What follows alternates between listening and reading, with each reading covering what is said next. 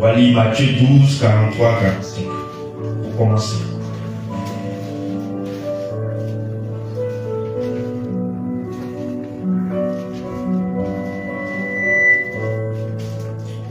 Matthieu 12, 43 à 45. Matthieu chapitre 12, verset 43 à 45. Lorsque l'esprit impur est sorti d'un homme, il va par des lieux arides, cherchant du repos, et il n'en trouve point. Alors il dit, je retournerai dans ma maison d'où je suis sorti. Et quand il arrive, il la trouve vide, balayée et ornée. Il s'en va et il prend avec lui 7 autres esprits plus méchants que lui. Et il entre dans la maison, s'y établit. Et la dernière condition de cet homme est pire que la première. Il en sera de même pour cette génération méchante. Gloire à Jésus. Amen. Donc, lorsqu'un esprit impur est sorti d'un corps, la Bible dit qu'il va et cherche le repos quelque part. Et il s'en va une fois que la maison de laquelle il est sorti est balayée, est ornée, mais c'est vide, il n'y a personne. Donc qu'est-ce qu'il va faire? Comme les petits enfants, il va l'appeler quand papa n'est pas là. Venez, venez, venez, papa n'est pas là, rentrons dans la chambre, rentrons dans le salon. Amusons-nous. Donc quand toi tu reviens de ta sortie, tu vois que la maison est dérangée. Donc l'image que je donne, c'est pareil, c'est que le Seigneur explique ici. Donc il va l'appeler ses copains, ses potes. 7. Et eux-mêmes, ils sont plus dangereux que lui. Et ils vont revenir s'asseoir dans la maison. Et on dit que l'état de cette dernière maison-là est pire que la maison d'avant qu'elle a été nettoyée. C'est-à-dire la saleté là devient beaucoup comme si on n'a jamais nettoyé cette maison. Alléluia. Donc la délivrance spirituelle, je vais dire quelque chose. Tu meurs avec un démon en toi. Le ciel, tu peux avoir sa route même. Tu peux avoir la route du ciel, c'est pas possible. Si tu es mort avec un démon, tu es en alliance avec un démon, que tu es mort, tu ne peux pas voir le ciel. Ce n'est pas possible. Voilà pourquoi le Seigneur lui-même a permis que quand quelqu'un laisse sa vie de péché, lui vient à lui, il faille que cette personne passe forcément. C'est une question de vie ou de mort. Forcément la délivrance. On va expliquer pourquoi. Parce que quand tu meurs, le démon aussi sort du corps. Et il va en même temps avec l'âme t'accuser. C'est moi, j'étais en lui, on était en alliance. On travaillait ensemble. C'est moi, je me poussais à faire ça, à faire ça, à faire ça. Donc, il ne peut pas entrer s'il va partir. Il va te réclamer. Le démon va te réclamer. Alléluia. Donc, il y a des personnes qui viennent à l'église, qui vivent leur vie, qui sont chrétiens, mais qui ont encore des petites choses en eux. Et je le dis, si un démon se trouve en toi, il faut oublier le ciel. C'est pourquoi pendant que tu respires, que tu constates des choses, arrange-toi. Pour que le Seigneur te fasse ta délivrance à travers les serviteurs de Dieu. Alléluia. Donc la délivrance est obligatoire pour tout chrétien. Obligatoire. Ce n'est pas un choix. Ce n'est pas une alternative. Ah bon, moi j'ai envie de faire ma délivrance. Je n'ai pas envie. C'est pas ça. C'est pas ça. Tu as envie, tu n'as pas envie, tu dois passer. Parce que cela aussi est caution de ton salut. La délivrance, il y a plusieurs types. Mais ce dont nous parlons ici, là, c'est d'être délivré des liens des esprits démoniaques, des prisons sataniques. et des envoûtements maléfiques. Alléluia. D'être délivré. Donc la délivrance, c'est aussi un combat spirituel. Toi qui veux sortir, lui qui t'a mis dans cette prison-là, lui aussi qui ne veut pas. Il n'y a pas là. Tu luttes pour sortir, lui pour te ramener. Tu luttes pour sortir, lui pour te maintenir. Donc il y a un combat. Donc c'est un combat spirituel dans lequel une personne essaie de se défaire des liens démoniaques auxquels cette personne était soumise. Donc il faut que tu comprennes le sens de la délivrance d'abord. Quelqu'un qui pense à la délivrance, il est d'abord esclave, il est d'abord prisonnier quelque part. C'est pourquoi vous allez voir, il y a des personnes, même vous les voyez marcher dans la rue, mais ils sont prisonniers. L'âme est prisonnière quelque part. Et quand l'âme est prisonnière quelque part, il n'est plus maître de ses décisions. Il n'est plus maître de ses pensées. Il y a des choses que tu ne veux pas faire. Et puis tu ne sais pas comment ça arrive, tu as fait. Toi, tu sais que ce que tu es en train de faire, c'est pas bon. Tu ne veux pas faire. Mais tu ne sais même pas comment ça s'est passé.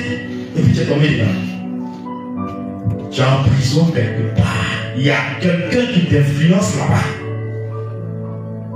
Et c'est ce qui te pousse à faire là. C'est ça que tu fais. Alléluia. Psaume 68, verset 21.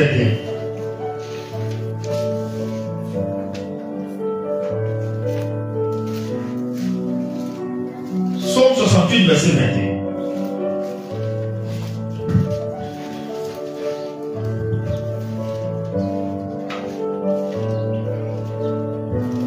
Psaume 68, verset 21. Oui. Dieu est pour nous le Dieu de délivrance. Dieu est pour nous le Dieu des délivrances. Oui. Et l'Éternel, le Seigneur, peut nous garantir de la mort. Le Seigneur peut nous garantir de la mort. De quelle mort s'agit-il ici? La mort éternelle. Parce que j'ai dit tout à l'heure, celui qui meurt avec un démon, qui meurt et qui a une alliance avec un esprit impur, ne peut pas aller dans le royaume des cieux. Ce n'est pas possible. Démon, rentre pas là-bas. Si tu ne vas pas là-bas, c'est l'enfer directement dans lequel tu te trouves. La mort éternelle. Pourquoi il faut chercher et obtenir sa délivrance coûte que coûte avant que tu meurs? Pourquoi? Est-ce que nous allons voir? Pourquoi il faut chercher et obtenir sa délivrance? Il faut comprendre le sens. Parce que le but ultime de l'ennemi derrière tout ça, c'est que toi aussi, lui étant condamné, toi aussi, tu l'accompagnes dans le feu. C'est tout, hein? Tout ce qui se passe dans le monde que vous voyez, le mal que vous voyez, le péché que vous voyez, toutes ces choses que vous voyez là, l'objectif ultime, c'est de retourner l'homme contre Dieu, afin que la colère de Dieu vienne sur l'homme, pour que l'homme soit déchoir de son salut ou de l'héritage qu'il attend, qui est la vie éternelle, et que l'homme maintenant soit conduit aussi dans la malédiction, qui est l'enfer, le feu éternel. C'est tout, hein? C'est tout l'objectif. Allons ensemble dans le feu. Nous, on a déjà perdu. Viens à Mathias. C'est tout. Malheureusement, beaucoup les suivent. Même chrétiens, ils les suivent. Chrétiens de la sainte doctrine, des prières sanctifiées, en livre, les suivent. Ça vous étonne? Le Seigneur n'a qu'à faire esquisse d'enlèvement. Ton père n'a qu'à sonner. Ça dit, il nous fait endormir, ou bien il nous fait voir une vision, puis ton père sonne à l'assise. Vous allez voir combien de graves qui vont partir. Ça veut dire quoi? Il y a un problème. Des prières sanctifiées, mais. Alléluia. Donc pourquoi il faut rechercher et obtenir sa délivrance? Vous savez, nous étions dans une vie antérieure, une vie passée. Et la vie dans laquelle nous étions là, on n'avait pas l'Esprit de Dieu en nous. Quelqu'un qui n'a pas l'Esprit de Dieu en lui, il est un danger pour lui-même et puis un danger pour la société. Parce que la chair va te pousser à faire des choses. Toi, tu vas penser que ça c'est normal. Tu vas te dire que ça c'est bon. Comment avoir une copine, des copines là, on se dit que c'est pas que tu es garçon. Femme aussi, voilà. Tu es trop fort, voilà. Non, l'homme est trop puissant dans les quartiers là, non. Femme aussi, si tu as 2 gars, 3 gars, oh, moi je suis trop belle. Toi dans ta tête là, c'est normal ce que tu fais. Sortir avec lui, sortir avec elle, sans mariage là, dans ta tête c'est normal. Les blancs ont maquillé ça. On appelle ça petite amie. Voilà. C'est-à-dire que dans le crâne c'est normal. C'est juste. Et puis on est dedans. Et d'autres même vont dans le domaine de la drogue, ou même de l'alcool, même de la cigarette. Alors moi, il peut coucher 2 casiers, il n'y a rien. Et puis c'est ta réputation, lui il est fou, hein, il couche 2 casiers. Si tu vois lui, il va te saouler. Et puis aussi, il dit, ouais, c'est moi. Lui, il fume 3 paquets par jour, 7 paquets par jour. Tu peux fumer que lui. Alors c'est un petit. Et puis ça commence comme ça. Et puis on dit, il s'est dit que la manière il fait comme ça, c'est normal. C'est juste. Et vous regardez un peu, nous aussi à côté, on dit, ah non, c'est dangereux, c'est bon. Vous voyez, la pensée de la chair, vous voyez la pensée du monde. Mais quand on est revenu à Christ, on a découvert que tout ça, c'est une abomination devant Dieu. Donc on ne connaissait pas le Seigneur, chacun suivait sa voie comme ça. Et dans ces conditions, quand tu suis ta voie, loin de la voie de Dieu, tu commets quoi? Le péché. Celui qui marche pas dans la direction que Dieu veut, mais dans une autre direction, il n'est plus dans la volonté de Dieu et il commet le péché. Parce que le péché, c'est aller contre la volonté de Dieu, c'est transgresser la parole de Dieu. Ce que Dieu veut, tu ne fais pas, tu prêches. Quelle que soit sa gravité ou bien sa simplicité, tu as péché. Alléluia. Donc, sur ce fait, chaque péché est lié à un démon. Est-ce que tu me suis? Il t'explique pourquoi il faut que tu recherches et que tu obtiennes ta délivrance. Chaque péché est lié à un démon. Je dirais même que chaque péché que tu connais est égal au département qu'un démon dirige dans le royaume des ténèbres. Le département du mensonge, le département de la drogue, le département de la nudité. Lui, il est lié directement aux esprits de la mer.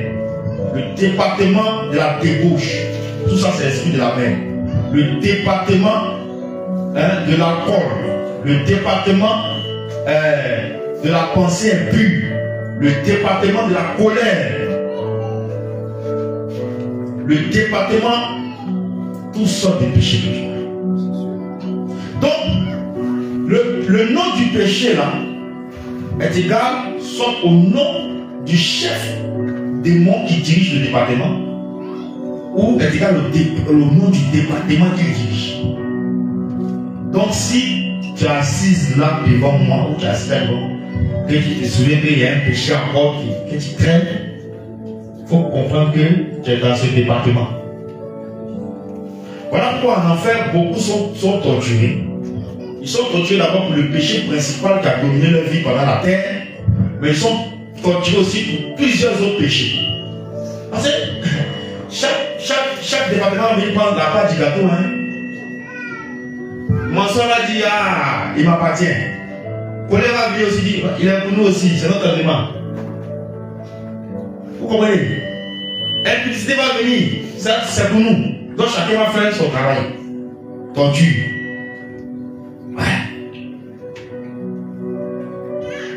Donc pour chaque péché que tu auras commis sur la terre, ce sera châtiment. Et puis ça, quand tu vas en finir, ça reprend à zéro. Ça tourne comme ça. Pendant 100 ans, 200 ans, 1000 ans, d'éternité à l'éternité. tu es détruit. Donc, voilà pourquoi nous devons faire attention avec le péché dans toutes ses formes. Parce que chaque péché est lié à un. Et chaque démon jette des départements de ce péché. Alléluia. Et ce fait-là, les démons ont pris la parole de Dieu. Ils sont basés sur la parole de Dieu. Pour pouvoir appliquer ça dans la vie des enfants de Dieu. 1 Jean 3, verset 8. C'est sur cette base que les démons se sont appuyés pour dire que telle personne nous appartient. 1 Jean 3, verset 8.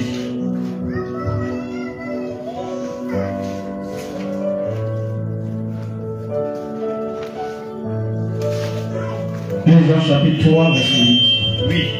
Celui qui pêche est du diable, car le diable pêche dès le commencement. On s'arrête là. Donc, vous connaissez tous ce passage. Celui qui pêche, il appartient au diable. Qui envoie les démons? C'est le diable. Donc, et maintenant, ça peut dire, Dieu, comme ta parole dit que celui qui pêche là, il appartient à notre maître. Donc, on a le pouvoir d'entrer dans sa vie. C'est tout, hein? C'est ce code-là ils ont pris. Ce code biblique-là ils ont pris. Les démons ne travaillent pas en dehors de la Bible. Parce qu'ils savent que la Bible, elle a en référence la parole de Dieu qui doit normalement guider un enfant de Dieu. Donc ils ne vont jamais travailler en dehors de la Bible. Pourquoi? Parce que s'ils travaillent en dehors de la Bible, c'est quoi qui va justifier leur action? Voilà pourquoi ils maîtrisent la Bible que nous. Parce qu'ils veulent chaque trait prendre la parole de Dieu pour aller contre lui. Parce qu'il n'y a personne qui peut aller contre Dieu. Il faut que Dieu lui-même vienne contre lui-même. C'est sa parole. Donc quand ils prennent ça comme ça, le Seigneur est bloqué. Parce qu'il ne peut pas aller contre sa parole. Il ne peut pas régner, il peut pas se régner lui-même. Ils sont très malins. Ils sont très malins. Chaque jour, c'est un combat qui se passe entre le ciel et le royaume des ténèbres. À cause de nous. Je vous explique tout ça. Pour que vous compreniez dans quoi on est engagé. Comme les un peu le dit, mais ici dans quoi? C'est dans quoi, c'est ça. Donc, ils vont prendre toujours les codes de la Bible pour venir contre nous. Parce que s'il va devant Dieu et puis il t'accuse toi, il va dire, mais c'est sur quel point tu accuses moi. Mais s'il va devant Dieu, il dit, grand Dieu, ta parole dit ça, c'est fini. Le jugement tombe. C'est fini. Donc, il a l'occasion de bloquer ici, frapper ici, taper ici. Et puis tu es là maintenant, c'est fini. Sauf si tu te répands, la seule chose qui annule le pouvoir, c'est la sincère repentance. Une vraie repentance. On n'a pas dit repentance communautaire, où on vient s'asseoir dans l'église, tu attends quand on dit repentance, là tu demandes quoi? On parle de vraie repentance. Confession, reconnaissance, confession, et puis abandon. C'est ça. C'est ça qui annule l'autorité. Et qui ramène maintenant la parole de Dieu dans le bon sens en ta faveur.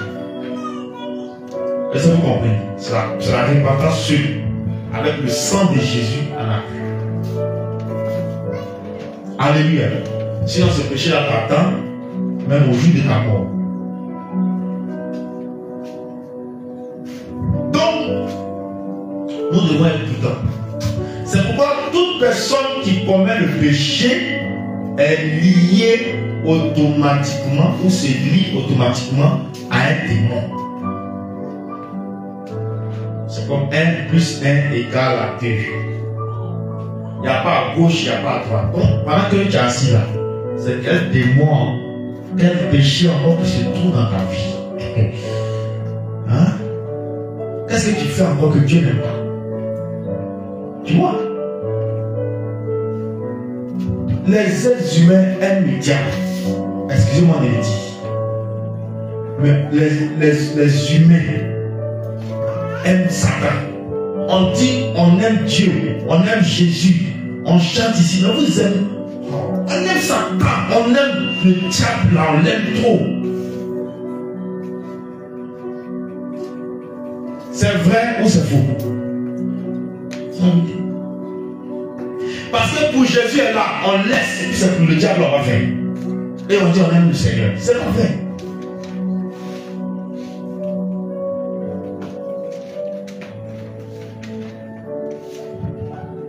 Donc,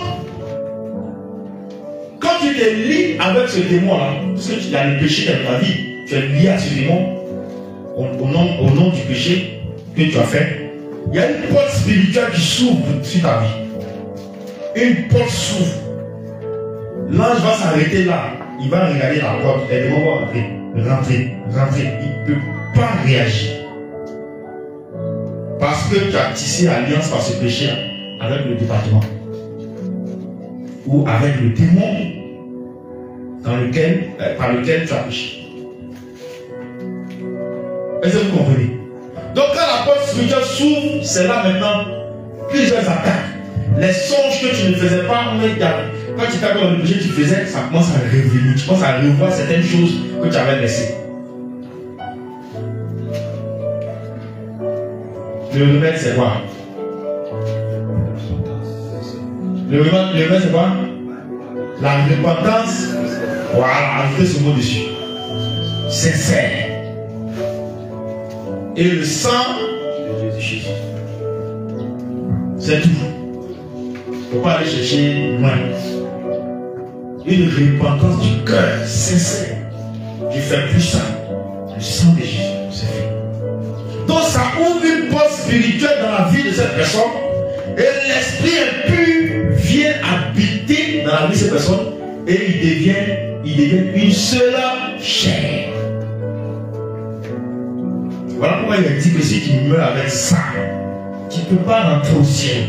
Si tu meurs avec un péché que la Bible condamne, que la parole de Dieu n'aime pas, la volonté de Dieu ne n'y est pas, que tu meurs avec ça, tu ne peux pas entrer au ciel. Donc toi et puis l'esprit et puis vous faites maintenant une seule chair. Il y a des gens qui ils marchent, mais ils transportent peut-être 2, 3, d'autres 10, d'autres 150, d'autres 1000 démons. Ils transportent. Les démunis SBTA transportent des gens, voilà, Abidjan, un peu partout, ils transportent. Les transporteurs des démons, ils sont en lui, ils font une seule chair, parce que le péché c'est tout. Et quand tu fais la porte spirituelle ouvre aussi d'autres portes, d'autres démons. Donc quand tu fais lui va appeler, et comme ensemble, c'est vous les chrétiens qui ne vous attendez pas. C'est vous qui faites parler entre vous, c'est vous qui vous collerez, c'est vous qui vous chamaillez entre vous. Il y avait la haine des uns contre les autres. Et ils sont comme ça. Pourvu que tu partes en enfer, c'est tout. Ils s'entendent pour t'emmener en enfer. Et ils sont comme ça. Comme ça. Donc quand il va rentrer, il appelle ses collègues, venez. Parce que si tu as fait tu ne peux pas le voir, ça fait deuxième péché, troisième, quatrième, cinquième, puis tu avances. Et puis les portes s'ouvrent seulement. Toi tu ne fais jamais, tu ouvres. Ça s'ouvre. Et plusieurs viennent s'installer là, vous formez une seule chair. Lamentation 5, verset 8. Il y a quelque chose que je veux expliquer. Comprenez que le combat spirituel ou la guerre spirituelle dans laquelle nous sommes engagés, ce n'est pas de l'amusement. Celui qui joue avec sa vie va pleurer dans le feu. Il va regretter dans le feu. Mieux vaut qu'on vous dise ça maintenant que de vous cacher. Celui qui s'amuse avec sa vie spirituelle, il va pleurer dans le feu. Lamentation 5, verset 8. Lamentation 5, verset 8. Les esclaves dominent sur nous. Et personne ne nous délivre de leurs mains. Donc, ces esclaves-là, eux, ils sont déjà sous le pied du Seigneur. ils sont sous la domination du Seigneur. Donc ils sont esclaves. Maintenant ces esclaves, ce sont eux maintenant qui viennent dominer sur nous. Pourquoi? Parce que lorsque nous étions dans le monde là, on n'avait pas la parole de Dieu en nous. On n'avait pas la loi de Dieu en nous. C'est pas ça. Chacun maintenant marchait selon sa propre voie. Chacun suivait sa propre voie. Et chacun s'est créé sa propre loi. Il y a d'autres qui vont entendre, qui vont dire, moi je suis comme ça, hein, moi voici comment je, voilà, voici comment je fais mes choses, hein. Voici comment voilà, je vois mes choses, voici comment, non, moi je... Donc chacun, l'autre va dire, moi c'est comme ci, l'autre va dire c'est comme ça. Donc chacun suivait sa propre voie, chacun s'est créé sa propre loi. Et tout le monde marchait dedans. Et nous étions aussi tous soumis à la loi du monde. Parce que les croyances qu'on voit dans le monde là, ah, c'est normal, hein. Depuis nous qui sont faits. Noël, nous qui sommes fêtés ça. On ne sait pas d'où ça vient. Percer ses oreilles, ah, c'est ma grand-mère. En fait. Fête d'igname au village, on s'en va, ah, c'est la fête, hein. Il faut qu'on mange. Nous qui sommes sûrs. Fête des temps, fête des pubertés, fête des générations, fête du fétiche trompeur, fête du fétiche qui envoie la pluie, le fétiche de la case noire, tout ça on va célébrer. Alléluia. Et on trouve ça normal. Vous voyez, on est dans le monde, on est sans Christ. Le jour où tu vas célébrer la fête du fétiche de la case noire, on dit oh, tu vas faire que la malédiction va venir sur le village. Allons tous. Toi aussi, tu es là. Tu ne connais pas Christ. On prépare, on fait les sacrifices, on mange. On peut dire, oh, ça encore, il y a boisson dedans, il y a cigarette dedans, on est soudés. Parce que si, dans le monde, si tu as fêté, dans le monde, si tu as fêté que tu n'es pas soudé, c'est que tu n'as pas fêté. C'est la vérité. On dit fête. Quelqu'un s'assoit, il boit peut-être une bière, il a fêté. Non, je ne sais pas rentrer encore. Il faut que la dose déborde. Quand il donne à niveau, mais il se traîne, il vomit là. Et ça, il dit, voilà, faites la mort, il est vide là. Alléluia. Donc tout ça, on bat. Gloire à Jésus. Je sais que certains se rappellent. Il faut dire à quelqu'un, tu n'es plus là-bas. Alléluia. Donc tout ça contribuait au renforcement du pouvoir du mal dans notre vie. Voilà que tu faisais ça, les démons ils acclament. Continue mon fils, continue ma fille, vas-y. Tu t'éteins. Et ils se nourrissent de ça. Parce qu'il y a quelque chose que tu dois savoir. De même que le Saint-Esprit se nourrit de la vie de sainteté. C'est comme ça que les démons se nourrissent du péché. Plus tu pêches, plus tu entretiens les démons dans ta vie. Ils sont à l'aise, ils sont contents. Plus à l'heure qu'on va sortir, certains vont manger du riz, d'autres vont manger. En tout cas, tu vas manger quelque chose pour assouvir ta faim. Donc, toute fois que tu vas dans le péché aussi, tu es en train de nourrir tes enfants ou même tes patrons qui sont les démons. Gloire à Jésus. Donc, nous étions tous esclaves du péché dans le monde. Chacun pensait comme il voulait. Chacun faisait ce qu'il pensait, ce qu'il voulait. Et puis on pensait que c'était bon. Jean 8, 34 à 35. Jean 8, 34 à 35. Si tu as bien suivi ça, ça va t'aider désormais à savoir comment tu vas marcher. Ça va t'aider à prendre beaucoup de précautions pour éviter les problèmes. Jean 8, verset 4 à 35. Oui. En vérité, je vous le dis. Leur répliqua Jésus. Quiconque se livre au péché est esclave du péché. Attends d'abord. Quiconque se livre au péché est esclave du péché. Mais en réalité, le sous-entendu de la parole du Seigneur ici, c'est quoi? Qui est caché derrière le péché? C'est qui? Donc quand tu te livres au péché derrière lequel ce monsieur est caché, Tu deviens esclave de qui? C'est ce que le Seigneur voulait dire ici. Donc, quiconque se livre au diable via le péché est esclave du diable. Mais tu appelles Jésus maintenant, c'est quoi?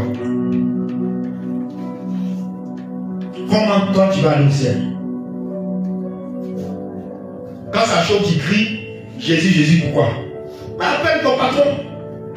Celui que tu aimes servir là, il faut l'appeler. Celui que tu aimes servir dans le péché là, appelle-le, il va t'aider.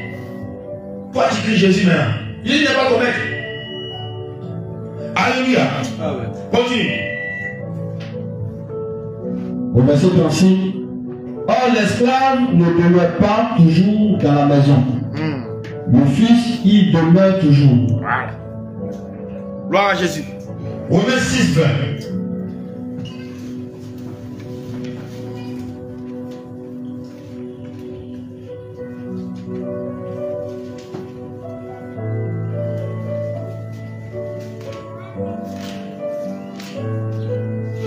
Romains 6, verset 20. Romains chapitre 6, verset 20. Car lorsque vous étiez esclaves du péché, vous étiez libres à l'égard de la justice. Donc la parole de Dieu dit que lorsque nous étions esclaves du péché, on était libres à l'égard de la justice. Ça veut dire quoi? Parce qu'on était esclaves du péché, on n'avait pas en nous la justice de Dieu, on n'avait pas la loi de Dieu au devant de nous pour marcher selon elle. Est-ce que vous comprenez? Parce qu'on était esclaves de notre maître. Deux maîtres ne peuvent pas dominer sur une personne. Il faut un. La nature c'est comme ça. Il faut que ce soit un seul qui dirige lui là. Voilà. Donc, étant esclave du péché, on ne pouvait pas se soumettre à la loi de l'esprit. On ne peut pas se soumettre à la parole de Dieu. On ne peut pas se soumettre à la volonté de Dieu. C'est ça. Et c'est à cause de ça que maintenant que nous venons à Christ, nous devons chercher la délivrance et la délivrance. Voilà la raison. Parce que quand on était dans le monde là, la loi de Dieu n'était pas en nous. On vivait selon la loi de la chair, selon la loi du monde. Et ça nous poussait dans le péché. Donc maintenant que nous sommes à Christ et que nous embrassons la loi de Christ, nous devons maintenant chercher la délivrance que l'ancien maître là soit dégagé pour être soumis au nouveau maître. Voilà pourquoi il faut chercher et obtenir sa délivrance. Et il y a un deuxième volet encore. Lamentation 5, verset 7. Le deuxième volet. Le premier volet, ça c'est toi-même. Deuxième volet, il s'agit de quelqu'un qui t'a mis dans le problème. Lamentation 5, verset 7.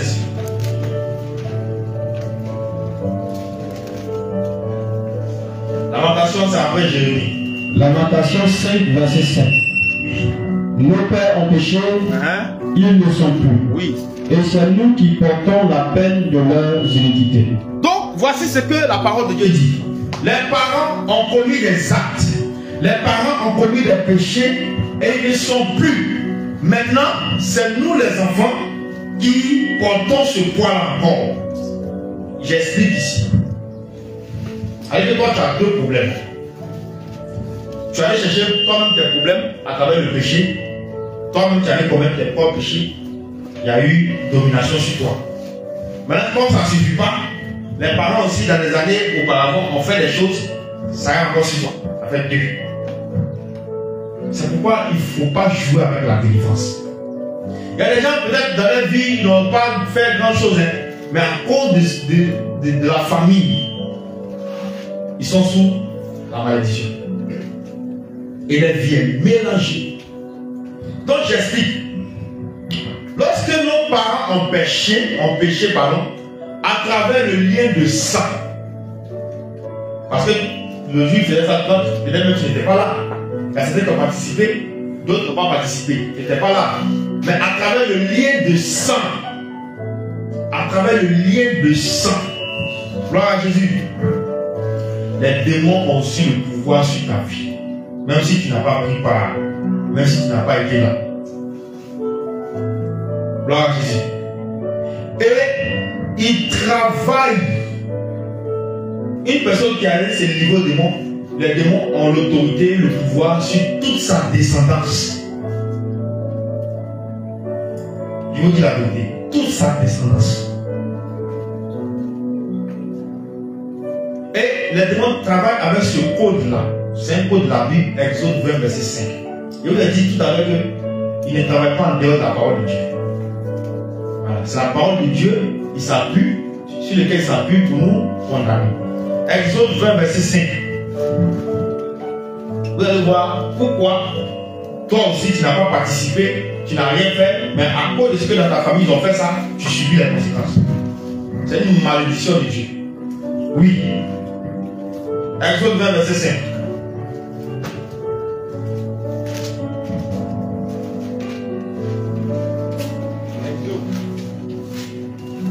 Exode chapitre 20, verset 5. Oui. Tu ne te prosterneras point devant elle. Tu ne te prosterneras point devant elle. Tu ne les serviras point. Tu ne serviras point ces personnes, ces dieux, ces démons.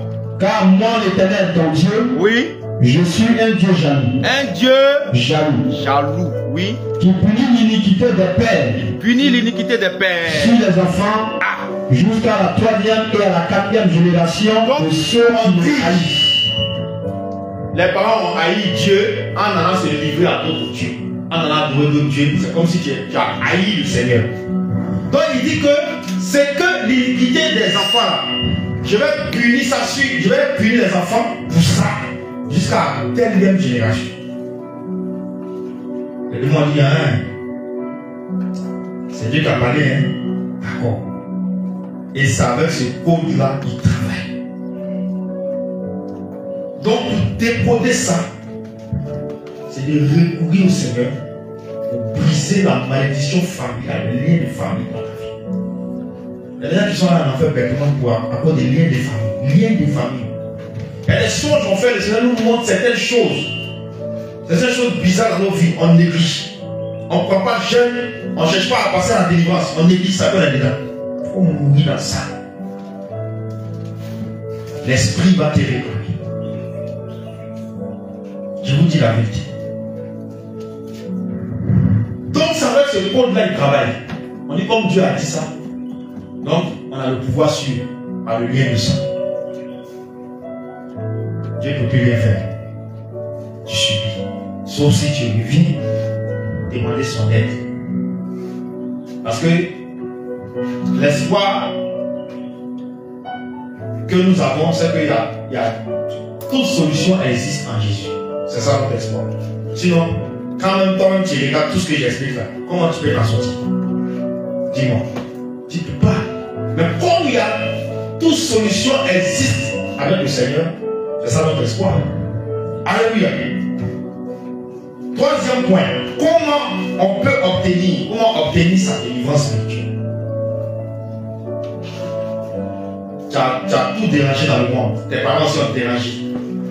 Péché les suites, toi, ça t'a lié à ces démons, ça ouvre des portes spirituelles dans ta vie. Comment sortir maintenant? La délivrance, un principe très simple. La délivrance spirituelle s'obtient seulement. J'insiste sur ce mot. Il n'y a pas autre moyen. Seulement.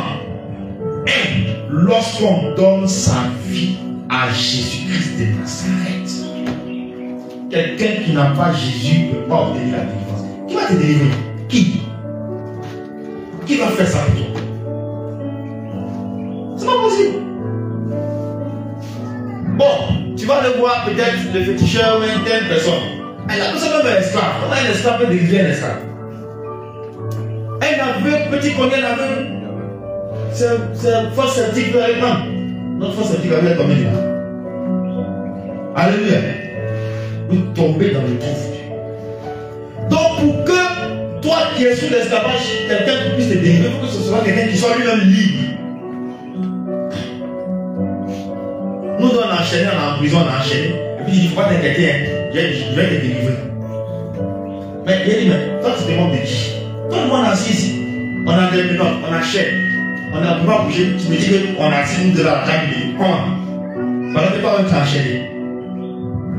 Il faut dire à ton voisin, délivre-toi toi-même d'abord. Et c'est ça, ils ont pu se moquer du Seigneur à la croix. On dit, ah, il a fait marcher les voitures. Il a ouvert les yeux des aveugles. Et il a cassé des livres lui-même. Envoie. Lui-même a quitté la croix. Envoie là, maintenant, à lui. Parce que le Seigneur n'est pas dans le spectacle. Toi-même qui parle là, il est à la croix pour que tu sois sauvé. Il sait pas. Où est l'ignorance? Donc, c'est quelqu'un qui est libre et quelqu'un qui est puissant qui peut venir te délivrer de celui qui est plus fort que toi. Et il n'y a personne d'autre que le Seigneur Jésus-Christ. Alléluia. C'est lui seul qui peut faire ça. Donc, il faut avoir le Seigneur Jésus dans sa vie. Il faut aussi l'accepter en tant que Seigneur. Le Seigneur, ça veut dire ton maître. Le maître, c'est-à-dire, quand il parle, j'obéis. Je fais tout ce qu'il me demande. C'est ça le Seigneur. Et en tant que sauveur, crois au sacrifice qu'il a fait pour toi à la croix. Tant que ces deux principes-là ne sont pas respectés, c'est que tu n'as pas encore accepté le Seigneur. Parce que tu crois d'abord au sacrifice. Et ensuite, tu crois qu'il est ton maître, qui te commande, qui te domine. Et tu dois faire tout ce qu'il te demande. Donc ces deux principes-là, dans la foi en Jésus, sont importants. Jean 8, 36. Le Seigneur est le seul moyen par lequel on obtient la délivrance spirituelle. Parce que c'est le Seigneur seul qui a la puissance nécessaire pour dominer le royaume des ténèbres. Jean 8, 36. Jean chapitre 8, verset 36. Si donc le Fils vous affranchit, vous serez réellement libre. Si donc Jésus vous affranchit, vous serez réellement. C'est pourquoi d'autres sont partis chez certains, d'autres sont allés chez les féticheurs. On me poursuit la nuit, j'ai tel problème, il faut m'aider. Mais tu te rends compte que, avec ton problème, même ça grave. Tu n'es pas libre. Parce que ce n'est pas celui qui donne affranchi qui t'a affranchi. Donc si Jésus t'a libéré, tu es réellement libre. Alléluia. Il faut prendre Romains 8, verset 1 à 2.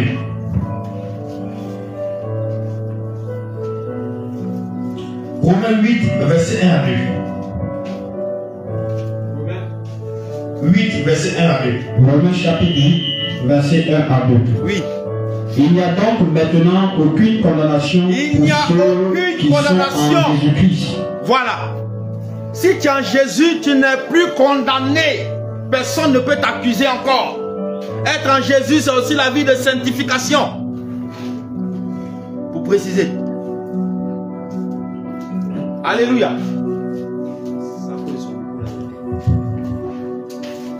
Être en Jésus. Être en Jésus là. C'est ça.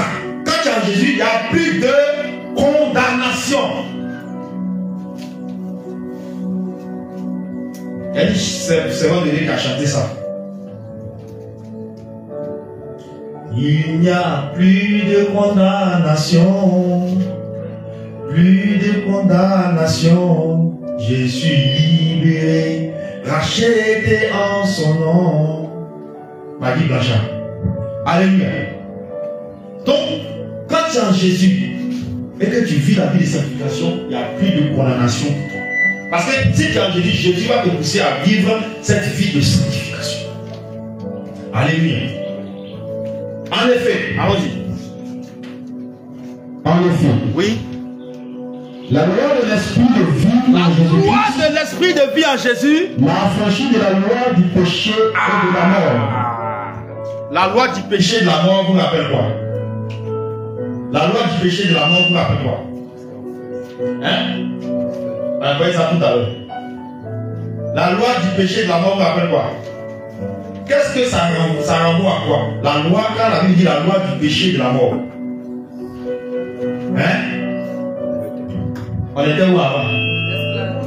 C'est cette loi-là, la loi du monde, la loi de la chair, notre propre pensée, c'est ça. Donc la loi de l'esprit de vie nous a franchi de tout ça. Parce qu'aujourd'hui, on peut plus faire ça. Mais nous sommes maintenant soumis à la loi du Saint-Esprit à travers la parole de Dieu.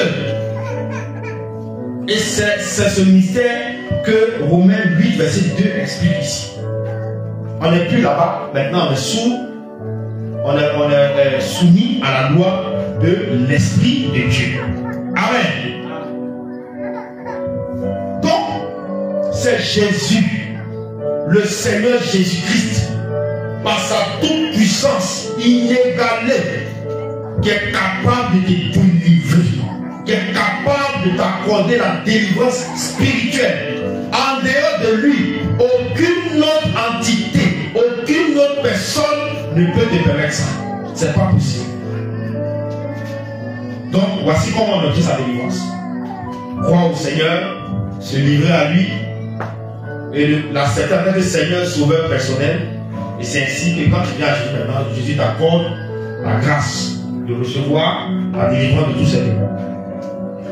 Maintenant qu'on considère que tu es venu au Seigneur, tu as commis beaucoup de choses qui n'étaient pas bonnes et tu as décidé de les abandonner, tu as décidé de les laisser. N'est-ce pas? Tu as tout laissé. Le Seigneur, à travers ses serviteurs, ils ont prié pour toi, il t'a délivré, tu es libre maintenant. Les choses que tu voyais avant, dans les songes, les choses que tu arrivais à manifester avant, tu ne les fais plus. Tu es délivré. On va voir maintenant le quatrième point. Pourquoi tu dois conserver ça? Pourquoi? Parce que c'est des questions qui se posent, hein? Et puis on donne une réponse. Comme ça, tu es situé, tu sais où tu vas. Pourquoi faut-il conserver sa délivrance? Allons-y dans Apocalypse 3, verset 20. Pourquoi on doit conserver? Pourquoi c'est important de conserver? Pour reformuler. Pourquoi c'est important de conserver? Apocalypse 3, verset 20. Apocalypse chapitre 3, verset 20. Oui. Voici, je me tiens à la porte. Je me tiens à la porte. Et je frappe. Si quelqu'un entend ma voix, et ouvre la porte, si tu ouvres la porte, j'entrerai chez lui. Je vais entrer chez toi. Je souperai avec lui. Je vais manger avec toi. Et lui avec moi. Toi, tu vas manger avec moi. Alléluia. Amen. Pourquoi on a pris ce passage? On va expliquer un principe spirituel qui se passe chaque jour. Et pourquoi tu dois conserver cette délivrance? Tu dois veiller à ce que les anciens maîtres méchants et mauvais qui ont été chassés ne reviennent plus. Lorsqu'on frappe à la porte d'une maison, écoute-moi bien, lorsqu'on frappe à la porte d'une maison, si le propriétaire de la maison ne vient pas ouvrir, on ne peut pas entrer, n'est-ce pas? Donc, les démons aussi, ils ont regardé le Seigneur, qui est bon. Donc, il frappe aussi. Il a dit que si on frappe, c'est une formule, hein? Si on frappe, on ouvre, il entre. C'est que nous aussi, on peut frapper, s'ils ont on va entrer. Voilà ce que c'est ma Bible. Donc ils sont partis sur ce principe d'Apocalypse 3, verset 20. J'ai dit, les démons ne travaillent pas en dehors. Il ne faut pas oublier ça. Donc si quelque chose t'a condamné au dernier jour, c'est forcément dans la parole, ça va sortir.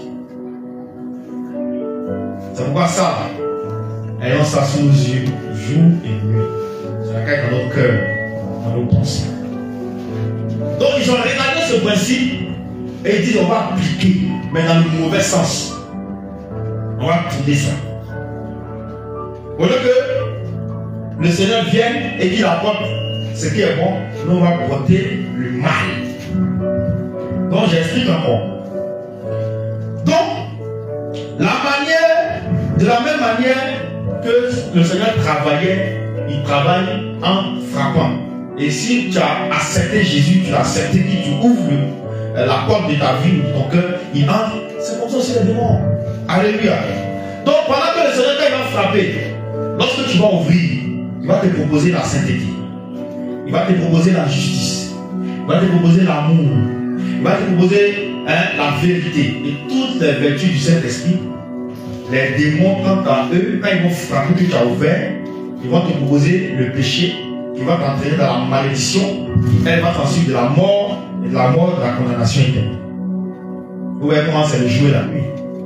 Sainteté, le Seigneur propose sainteté, il vient et dit ma fille, mon fils, voici ma sainteté. Le démon vient et dit mon fils, ma fille, prends le péché, puis allons ensemble. Allons dans l'enfer, c'est très bon, allons. Alléluia. Donc ainsi, l'ennemi va te proposer de retourner au péché en frappant continuellement à la porte de ta maison. Malheur à toi si tu as ouvert. Alléluia. Donc il va frapper, frapper, frapper, frapper. Si tu acceptes, alléluia, si tu acceptes le péché, si tu retournes au péché, tu as ouvert la porte. Amen. Et si tu refuses, ta porte restera fermée au démon. Mais attention, hein, et te préviens. Ils insistent, hein. Ils insistent. N'est-ce pas? Ils insistent. Et le Seigneur, dans sa science, l'a révélé. 1 Pierre 3, verset 8.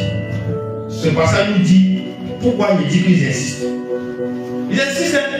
Ils vont insister. Si tu as refusé une fois, ils vont partir tourner encore, ils reviennent, tape encore. Il ne va pas pouvoir la voix grave. Quand tu as dit c'est qui? C'est moi. Si tu as ouvert le loup, rentre là-bas, il est bon. Mais s'il dit c'est moi, tu vas avoir peur. Tu vas aller tourner en programme, il met tape. Là, on va dire c'est moi. Tu vas avoir pitié. Tu vas ouvrir. Puis il rentre. Ou un peu l'image. 1 Pierre 5, verset 8. Pourquoi il insiste? Allons-y. 1 Pierre chapitre 5, verset 8. Soyez sobres. Soyez sobres. Veillez. Veillez. Votre adversaire le diable. L'adversaire rôde comme un lion rugissant. Un lion rugissant. Cherchant qui dévorerait. Cherchant qui dévorerait. Veillez. Soyez sobres. L'adversaire rôde. C'est le rôde là qui a insisté. Il va tourner. Il va tourner. Il va tourner. Il va tourner. Il va tourner. Cherchant la faille. Et voilà, ça il tourne et puis il frappe encore. Quand tu as ouvert, c'est que tu as péché. C'est fini. Alléluia. Donc après la délivrance là, puisque le maître qui était là, ou les maîtres qui étaient là, sont partis, mais ils sont vide. C'est pas ça. Or, c'est que la nature même n'aime pas le vide. Il faut forcément que ce soit occupé. Forcer. Qu'est-ce qui va se passer? Il faut permettre à la bonne personne de venir occuper ta maison. Alléluia. Il faut permettre à la bonne personne. Sinon, tu laisses la vie comme ça. Et tu ne réclames pas, tu ne recherches pas la personne là. Tu es mort dans le film. Et c'est ce que explique ce passage. Donc, la personne qui doit venir expliquer, qui doit venir occuper ta maison, c'est le puissant esprit de Dieu. Donc, c'est le processus que le Seigneur a expliqué, Matthieu 12, 43 à 45. Où il dit, lorsque un démon est chassé d'un corps, il s'en va dans les lieux, ça arrête. Et il tourne. Quand il regarde la maison de loin, c'est orné, bien nettoyé. Il n'y a personne dedans. La nature n'aime pas le vide. Venez, papa n'est pas là, maman n'est pas là, venez, on va s'amuser. Rentre dans la maison et on dit la dernière condition de cette personne devient pire que la première. Que quand même elle n'a pas connu le Seigneur. Aujourd'hui, vous allez voir, il y a des gens que vous avez connus qui avaient une vie chrétienne vraiment sérieuse, une vie de sainteté engagée. Mais aujourd'hui, c'est ce que vous connaissez. Quand vous les voyez, qui est découragé. Ils sont retournés à leur vomi, des mèches. C'est devenu pire même encore. Voyez-vous, on a tous des connaissances comme ça. Qui étaient au départ dans la marche. Une personne que tu connais, vous avez commencé, qui était dans la marche. Ou même que tu as connu après. Et puis, un coup, la personne a regardé et a repris tout. c'est ce passage-là qui s'est appliqué à eux. Simplement. Parce qu'ils n'ont pas laissé la bonne personne venir habiter en eux. Gloire à Jésus. Donc voilà pourquoi, si tu ne veilles pas sur toi-même, sur ta délivrance, et que tu ouvres à la mauvaise personne les mêmes choses que le livre de Matthieu 12, verset 43 à 45 a évoqué, ça va t'arriver. Les choses qui avaient disparu auparavant vont commencer à revenir. Assieds-toi un instant et puis analyse. Pourquoi ça là, j'ai laissé ça il y a longtemps? Pourquoi tel caractère j'ai laissé il y a longtemps? Pourquoi tel péché j'ai laissé il y a longtemps? Et puis ces derniers temps-là, c'est revenu. Il faut t'asseoir et réfléchir la réponse. Tu as ouvert la porte. Sur Internet, peut-être tu as ouvert. À la maison, tu as ouvert. Au quartier, tu as ouvert. Tu as forcément ouvert la porte.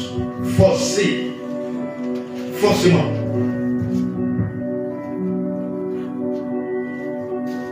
Tu as assis ici. Certaines choses que tu avais laissées auparavant. Tu vois ces péchés-là, mais ces attitudes-là revenir encore. Les choses que tu ne faisais plus, tu commences à les faire. Tu as ouvert la porte. Forcé. Selon Apocalypse 3, verset 20, il frappe à la porte. Celui qui entend, il ouvre, j'entre. Toi, tu as laissé entrer qui? Réfléchis. Tu as laissé entrer qui? Et puis ça modifie un peu ta façon de faire ton attitude. Je te rappelle que si tu as un démon, tu as une alliance avec un démon, tu ne peux pas entrer aussi. C'est juste un rappel, tel des passages. Alléluia.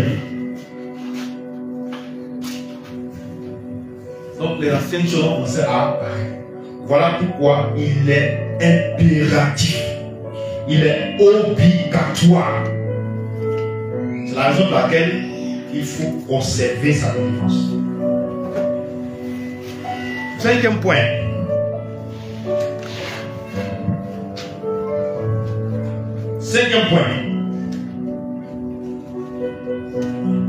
Comment conserver sa délivrance spirituelle? On a vu le pourquoi.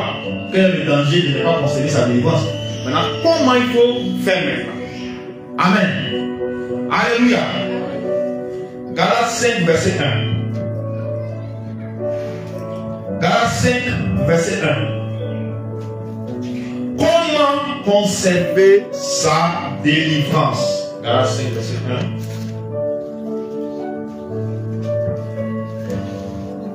1. Galates chapitre 5, verset 1. Oui. C'est pourquoi la liberté que Christ nous a affranchis. C'est pourquoi la liberté que Christ nous a affranchis. Demeurez donc ferme et ne vous laissez pas mettre de nouveau sous le joug de la servitude. La Bible dit ceci, c'est pourquoi la liberté que Christ nous a affranchis, cette liberté que Dieu nous a accordée, que Dieu nous a donnée, la Bible dit demeurez ferme dans ça. Et ne vous laissez pas mettre de nouveau. Alléluia. Mettre de nouveau sous le joug de la servitude, sous le poids de la servitude, sous le poids de l'esclavage dans lequel tu étais autrefois. Donc il faut savoir que la délivrance se conserve au risque de redevenir esclave encore. Si on pose la question ici, qui veut devenir esclave? Qui veut redevenir esclave? On dit non, jamais, non. On va finir on va se dire tout à l'heure, on va voir si tu veux devenir esclave ou pas. C'est en fonction de la manière dont tu vas faire. C'est ça qui va déterminer ton oui mais ton non. Alléluia. C'est pourquoi il a dit, ne vous laissez pas mettre de nouveau. Quand on dit de nouveau, ça veut dire qu'auparavant tu étais dedans. Donc dans ce que tu étais, la prison de la souffrance, la prison de la douleur, tes nuits étaient tourmentées.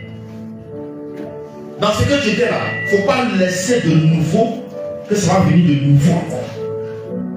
Il y a même encore de se passer, c'est pour montrer que vraiment c'est important. Alléluia. Il ne faut plus revenir à ce jour encore de la servitude. Et pour cela, il faut prendre certaines dispositions. Alléluia. Il faut prendre certaines résolutions, certaines dispositions, certaines résolutions dans le cœur, des décisions fermes. Gloire à Jésus. Parce que si tu n'as pas pris ces résolutions dans ton cœur, si tu n'as pas pris ces dispositions en toi, ça ne peut pas marcher. Tu vas beau essayer, ça ne va pas marcher. Il faut que ça vienne du plus profond de toi-même. Première résolution.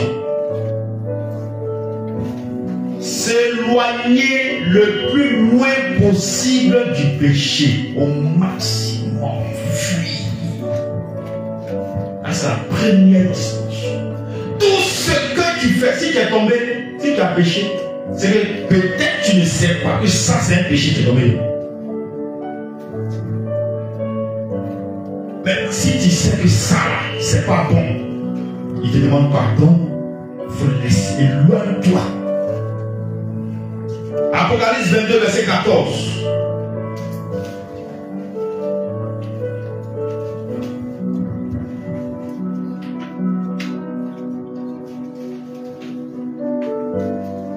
Apocalypse 22, verset 14.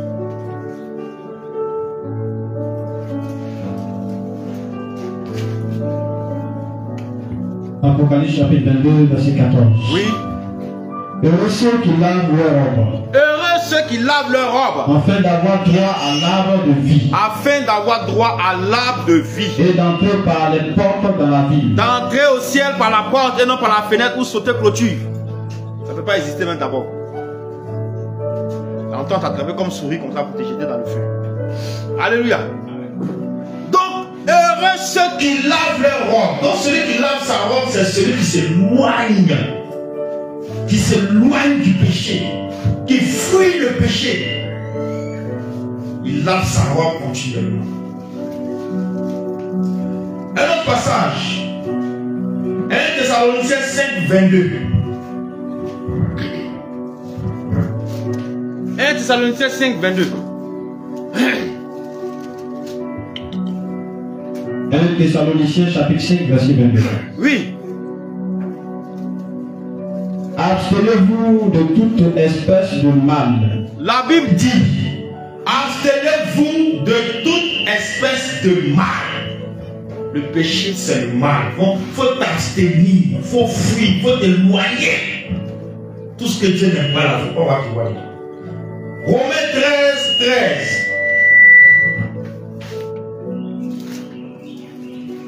Romains 13, 13.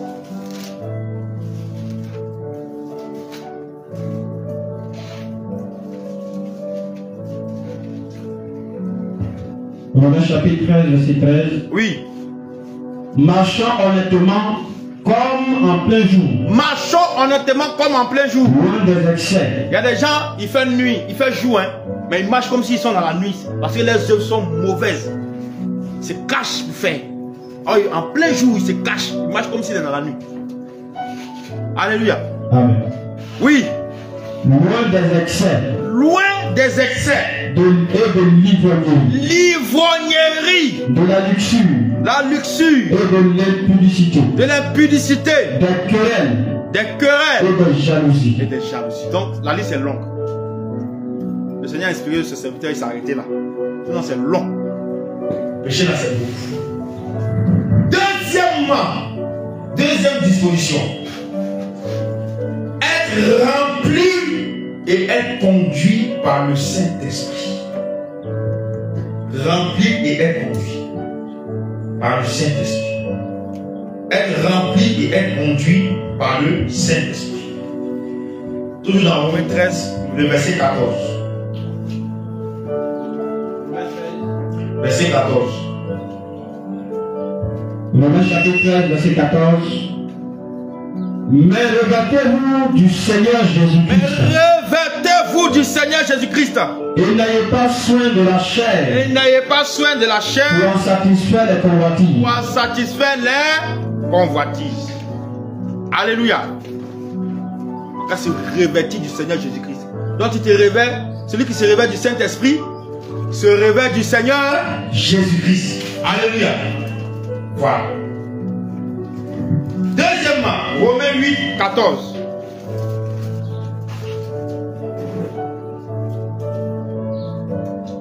Donc être rempli du Saint-Esprit et être conduit par le Saint-Esprit. Romains chapitre 8, verset 14. Oui. Car tous ceux qui sont conduits par l'Esprit de Dieu sont fils de Dieu. Donc si c'est Le Saint-Esprit qui te conduit, c'est que tu es enfant de Dieu. Alléluia. Si c'est le Saint-Esprit qui te conduit, c'est que tu es un enfant de Dieu. A contrario, si ce n'est pas le Saint-Esprit qui te conduit, tu as mal dit. Tu as la réponse. Galates 5, verset 16. La parole de Dieu. Vous savez, je vais vous dire quelque chose. Le Seigneur va pas, il ne sera même pas. Il ne va pas jouer avec nos derniers jours. Je vous dis la vérité. Tout ce qu'on entend là, le Seigneur n'aura pas de miséricorde pour nous. Donc chacun va faire son effort. Galates 5, verset 16. Galates chapitre 5, verset 16. Oui. Je dis donc, marchez selon l'Esprit. Marchez selon l'Esprit. Et vous n'accomplirez pas les désirs de la chair. Vous n'allez pas accomplir les désirs de la chair. Donc c'est l'Esprit de Dieu qui va te pousser à ne pas faire les œuvres de la chair et donc à ne pas commettre de péché pour éviter que les démons viennent s'installer dans ta vie.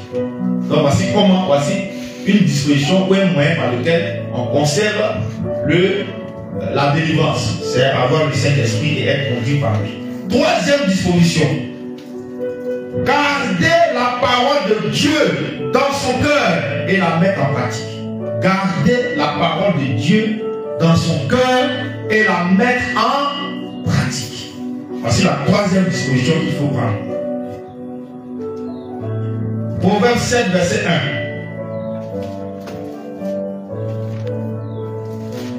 Proverbe 7, verset 1.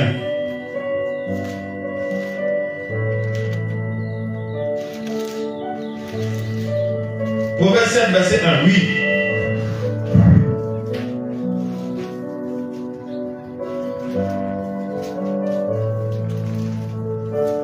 Je lis au nom de Jésus. Mon fils, retiens mes paroles et garde avec toi mes préceptes. Mon fils, ma fille, retiens mes paroles. Garde avec toi mes préceptes. On va voir le passage. Proverbe 3, verset 1.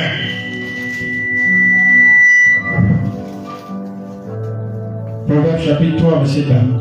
Mon fils, n'oublie pas mes enseignements. Oui. Et que ton cœur garde mes préceptes. Donc, Dieu te dit, mon fils, ma fille, n'oublie pas mes enseignements. Et que ton cœur garde mes préceptes. Plein ici, oublie les enseignements qu'ils reçoivent. Plein ici, oublie la parole de Dieu qu'ils méditent. Plein.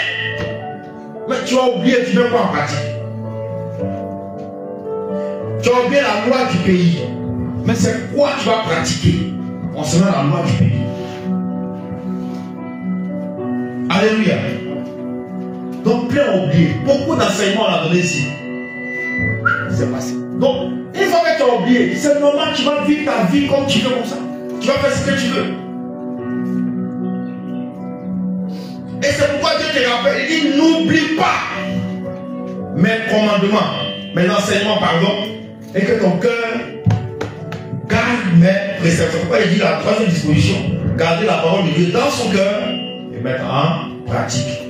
Pour terminer avec cette disposition, Psaume 119, verset 9 à 11. Psaume 119, verset 9 à 11.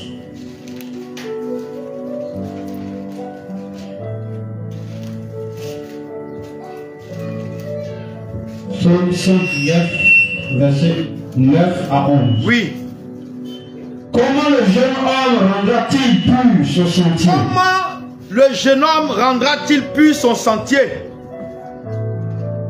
En se dirigeant d'après ta parole. C'est en se dirigeant d'après sa parole. D'après la parole de Dieu, que le sentier du jeune homme, que le sentier de la fille, que le sentier du fils sera droit. Et il ne va plus permettre que le démon vienne encore posséder. Oui, verset 10. Je te cherche de tout mon cœur. Est-ce que tu cherches Jésus de tout ton cœur au travers de sa parole? Qui médite la Bible minimum 2 fois par jour? Vous voyez? Tu veux manifester quelle puissance? Tu veux manifester quelle autorité de Jésus?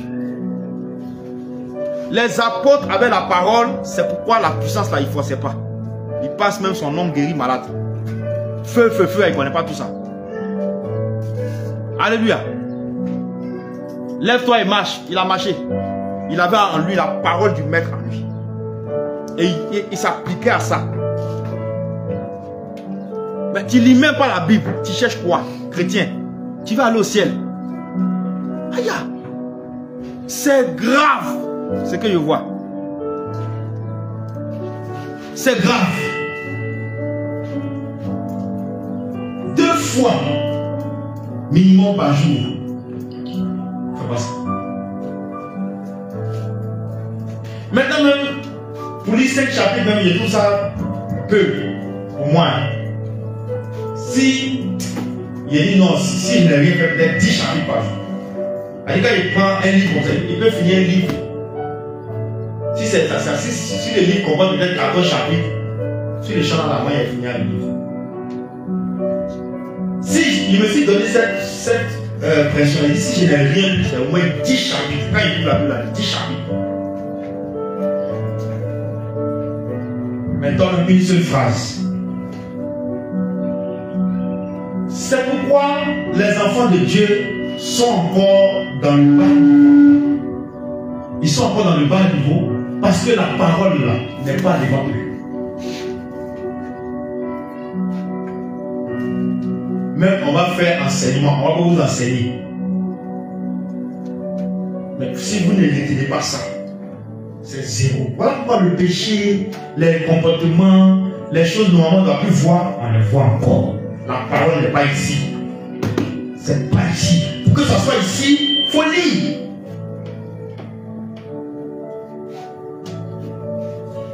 Quand je vais prendre ma Bible là, tout est de Genèse. Il y a tout, il y a tâche là.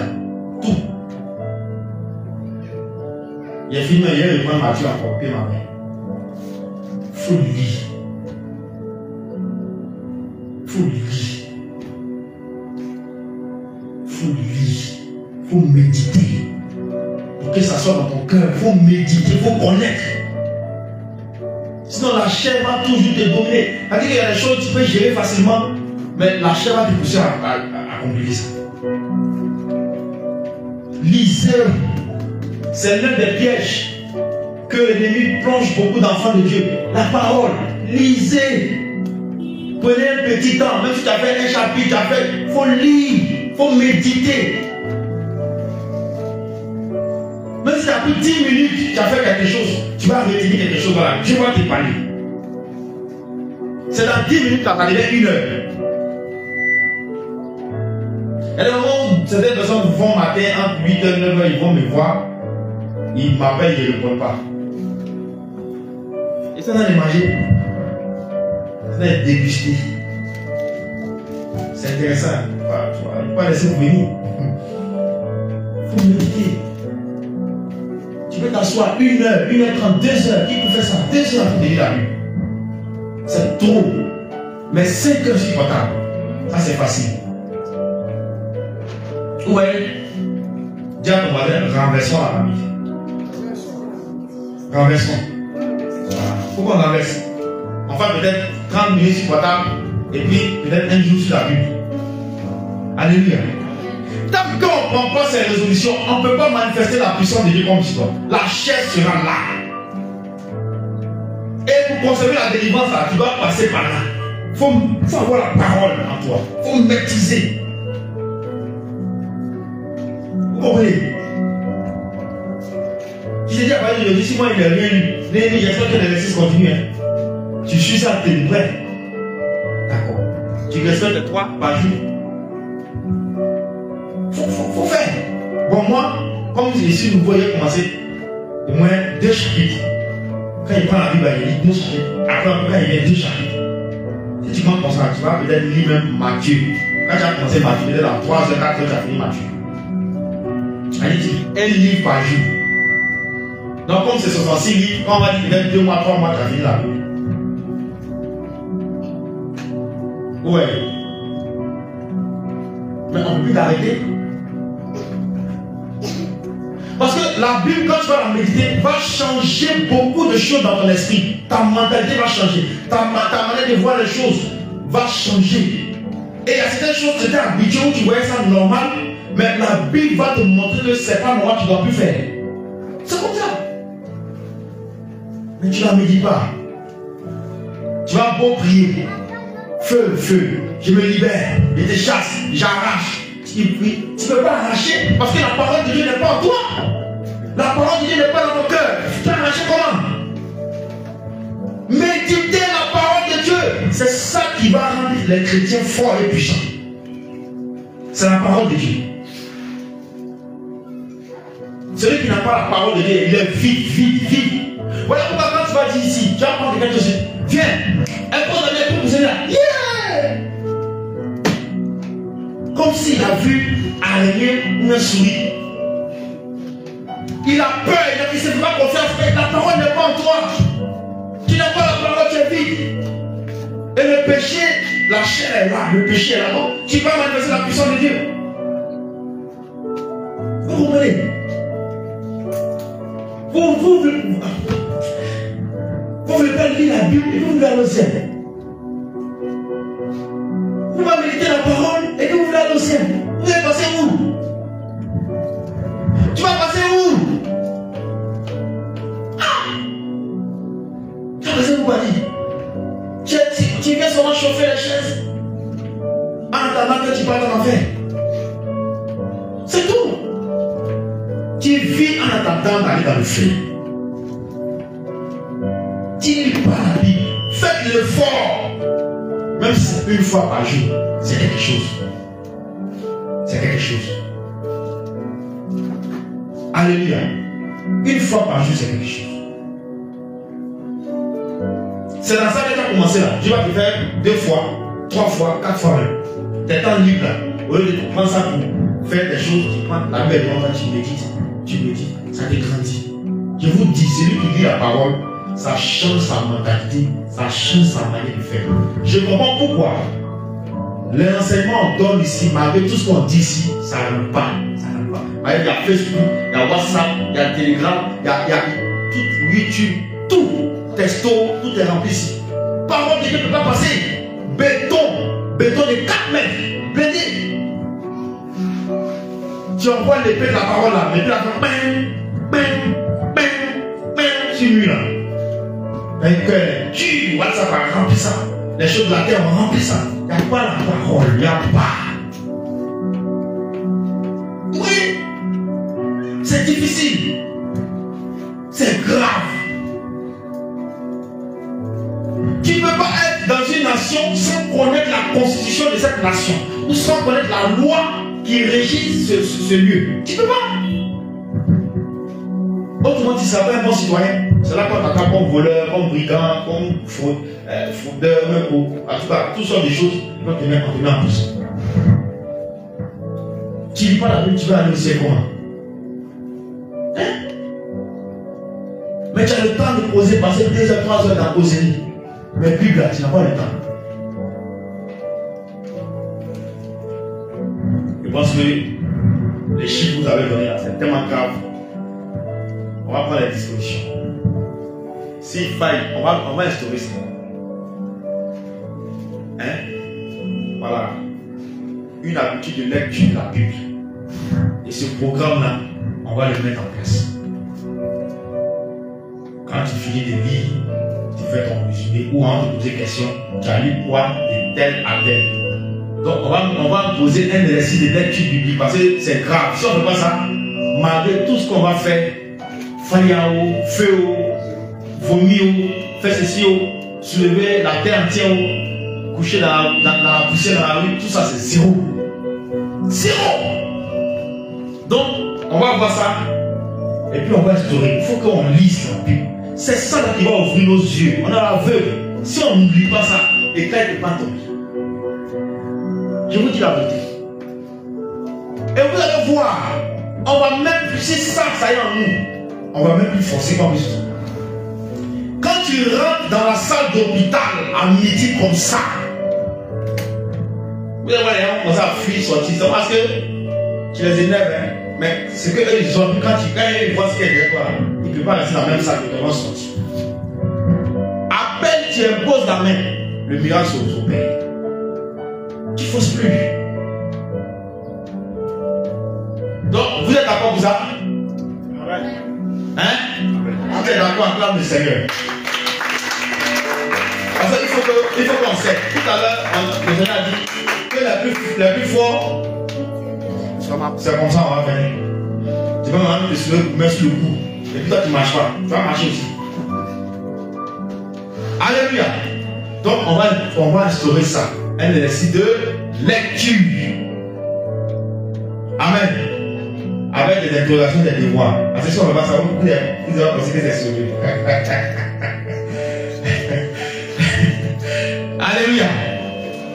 Vous allez voir que les tontons et les tantis aussi, là, ils ont fait école. Ou bien, les papas et les mamans. Les enfants sont suivants, mais on va les dominer. Alléluia. Donc, on va faire ça. Et on va faire le programme, on va vous communiquer. Quand ça commence, on va donner le nombre de chapitres à lire par jour. Maintenant, si toi tu es trop fâché, tu peux aller au-delà. Là, c'est bon aussi, le ciel va t'acclamer. Alléluia. Mais il ne faut pas faire en dessous. C'est quoi en donner là? Il ne faut pas faire en bas, c'est pas possible. On n'est pas avec toi. Mais Dieu t'a vu. Et on va prendre, quand on va finir de vous donner l'information, on va faire prière. On va prendre Dieu à témoin. Donc toi, tu vas t'amuser à ce jeu. Ce qui va t'arriver, tu vas se mettre attention. Vas-y, il te demandé, pourquoi ça t'est arrivé? Non, je n'ai pas mis la Bible, il dit, bon, il faut régler attention. Tu vas pas me voir là. Lui qui t'a frappé là, va devant lui, il va lui parler. Il va enlever la malédiction. Alléluia. Parce que si on ne fait pas ça, notre comportement, notre nature, notre caractère ne peut pas changer. Si la parole n'est pas en nous, on va devenir comme Jésus. Comment? C'est pourquoi tu vas voir dans le milieu chrétien, il y a toutes ces choses qu'on voit là. La parole n'est pas ici. Mais pour que ça soit ici, il faut méditer. Tu lis pas ça comment? Voilà. Même si c'est une fois, tu as lu la Bible dans la journée, c'est bon. C'est quelque chose. C'est 1 devient 2 et 2 devient 3. Alléluia. Continuons. Au verset 10. Tellement il a été choqué, je me suis attardé comment sur cette partie-là. Allons-y. On a presque fait. Je te cherche de tout mon cœur. Je te cherche de tout mon cœur. Ne me laisse pas égarer loin de tes commandements. Ne me laisse pas égarer loin de tes commandements. Je sais ta parole dans mon cœur. Je sais ta parole dans mon cœur. Afin de ne pas pécher contre toi. C'est simple comme bonjour. Si tu connais la parole de Dieu, que la parole de Dieu est en toi, et la parole te dit, il ne faut pas faire ça. Mais tu n'as pas fait, c'est pas ça. Tu n'as pas péché contre Dieu. Moi, quand j'ai commencé à lire la Bible, je dis, mais Ça, c'est écrit ici. On ne dit pas ça à l'église. Voilà pourquoi il parlait sur mais ça, c'est écrit, mais on ne dit pas ça à l'église là-bas. On a essayé de passer, qu'est-ce qui se passe? Il était étonné qu'on dit on ne fait pas ça, on ne fait pas ça, on ne fait pas ça, on ne fait pas ça. Et puis on fait. Donc quand j'ai appris ça, j'ai arrêté. Voilà comment mon processus de la délivrance a commencé. J'ai arrêté, il ne fait plus. Quand je regarde la Bible, comme ça. Donc on m'appelait dans la famille carré. Parce que j'étais radical dessus. Quand les gens disent non, moi ici carré. Et c'est pas grave. Dieu est grand. Quatrième disposition. Marcher dans la sanctification dans tous les domaines et de manière sérieuse. Marcher dans la sanctification dans tous les domaines et de manière sérieuse. Il y a des gens qui font sanctification apparente. Les élèves là, toi, prends ton cahier de notes. Et toi? Jean-Jacques, et toi? Et toi? Toi? Derrière. Où est votre comportement? Levez-vous. Rapidement.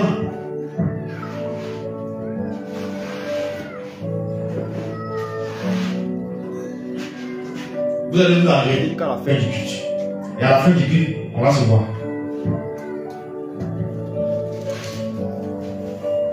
Marcher dans la sanctification dans tous les domaines et de manière sérieuse.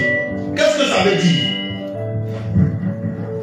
Dans tous les domaines, il ne faut pas seulement sanctifier le corps. Tu es débrouillé, de la tête aux pieds, c'est bon. Le cœur, il y a encore des choses du monde dedans.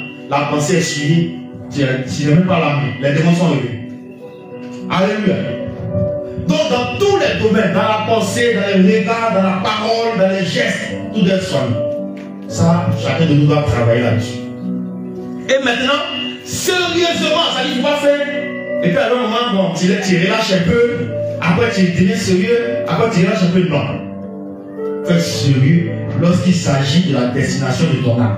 Fais sérieux. Amen. 1 Pierre 1, verset 15 à 16.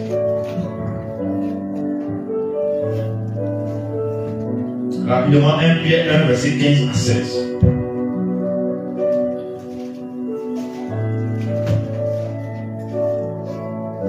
Pierre 1, verset 15 à 16. Oui.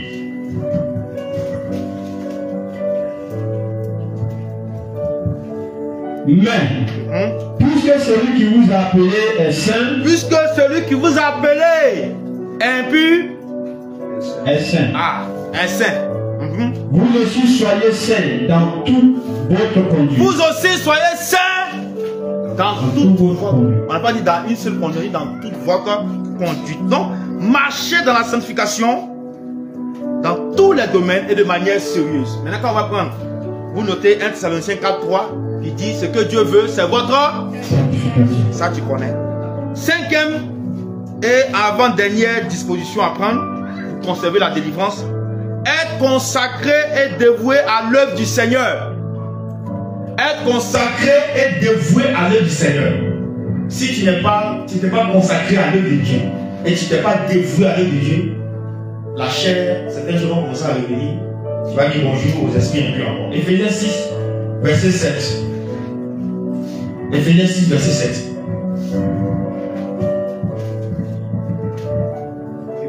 Chapitre 6, verset 7. Oui. Servez-les avec empressement, comme servant. Éphésiens 6, 7, c'est ça? Éphésiens 6, 7. Oui.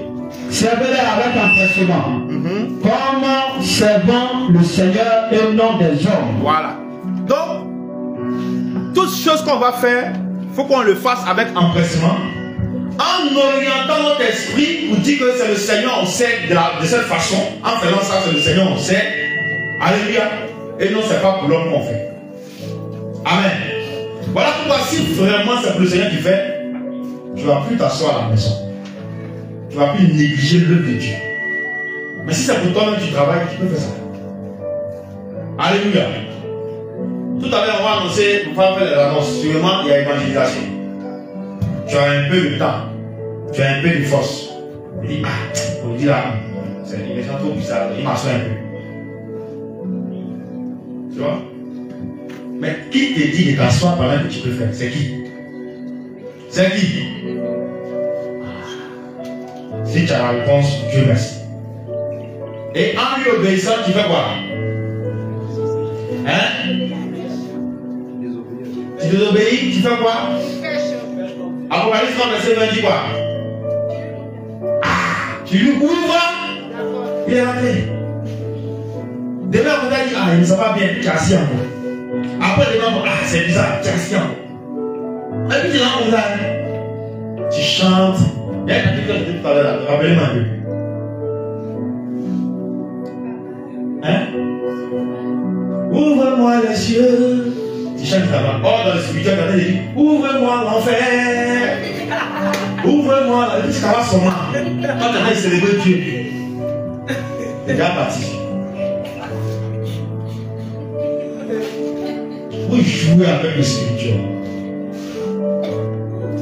tu es engagé ou bien tu n'es pas engagé. C'est tout. Romains 12, 11.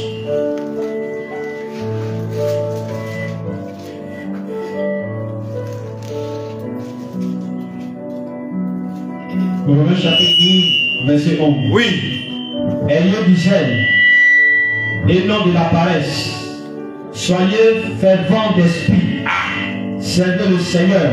Servez le Seigneur, c'est un ordre. Ayez du zèle, c'est un ordre. Et non de la paresse. Dis avec moi, paresse. Mon contrat avec toi, devant le trône de Dieu, à partir d'aujourd'hui, je le déchire. Et tu libères ma vie. Ouais! Psaume 2, 11. Tu dois servir le Seigneur maintenant. Il est temps. Tout à l'heure, le serviteur Samuel a dit ici, il est temps que tu te lèves parce que la période dans laquelle on va rentrer, le mouvement dans lequel on s'en est là, c'est un mouvement dans lequel la puissance de Dieu, la manifestation de la puissance de Dieu sera au summum. Tu dois être dedans aussi. Il est temps de te lever. Psaume 2, verset 11. Psaume 2, verset 11. Servez l'Éternel avec crainte. Servez l'Éternel avec crainte. Et réjouissez-vous avec tremblement. Et réjouissez-vous avec tremblement. Vous voyez? Avec crainte. Donc si tu crains Dieu vraiment, et quand on dit ça là, c'est pour Jésus, tu dois te bouger, te lever même pour ça.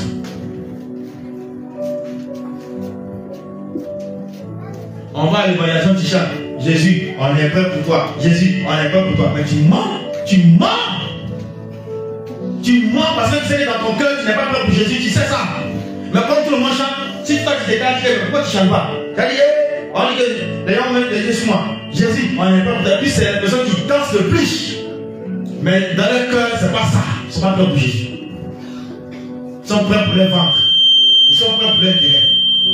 Donc il ne faut plus jamais chanter ça encore si tu n'es pas prêt pour Jésus dans ton cœur. Jésus, on est prêt pour toi. On est prêt pour toi. Tu mens. Tu es prêt pour qui? Tu es prêt pour qui? Maintenant quand on dit tel, on dit voilà, tel programme, tu es à la maison.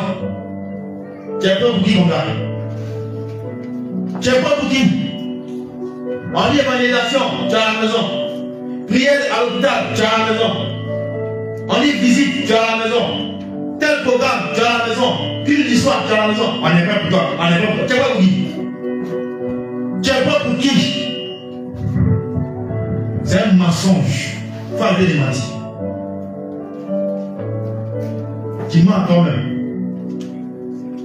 Alléluia. C'est pas dans la bouche. C'est les actes là qui vont parler à ta place. Il faut que tes actes parlent à ta place. On est pas pour toi. Mais tu ne viens pas à l'église avec feuille de notes ou même cahier de notes pour prendre note de l'enseignement pour qu'arriver à la maison, tu révises un peu pour te rappeler. Tu es prêt pour Jésus. Tu es prêt pour qui? Tu es prêt pour Jésus.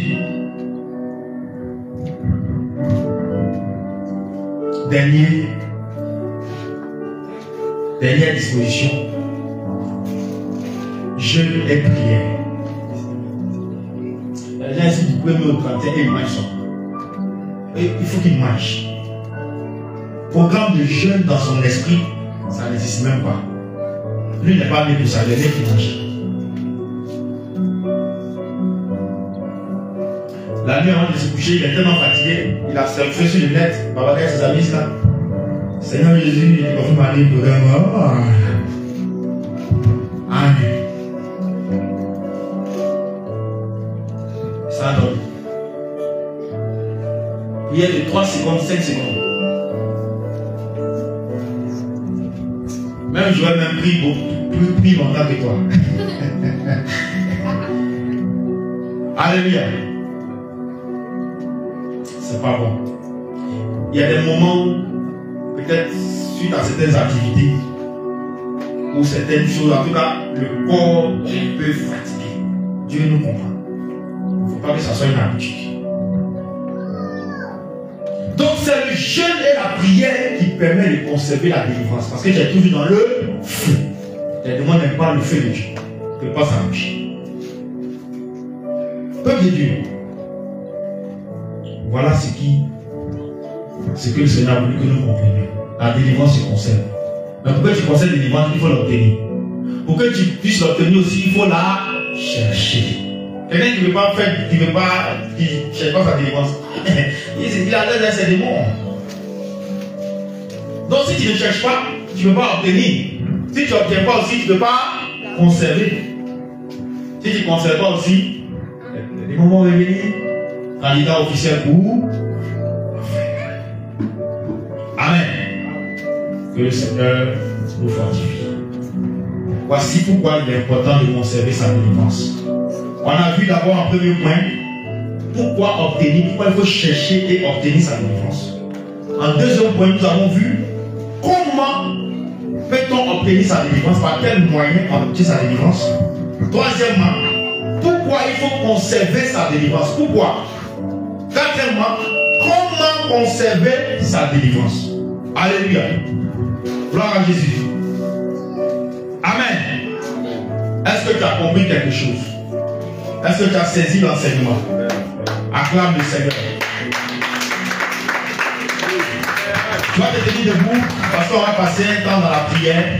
Et je vais inviter le serviteur Samuel à conduire la prière. Cette prière d'après enseignement. On va passer un temps dans la prière. Tu vas te disposer. Parce que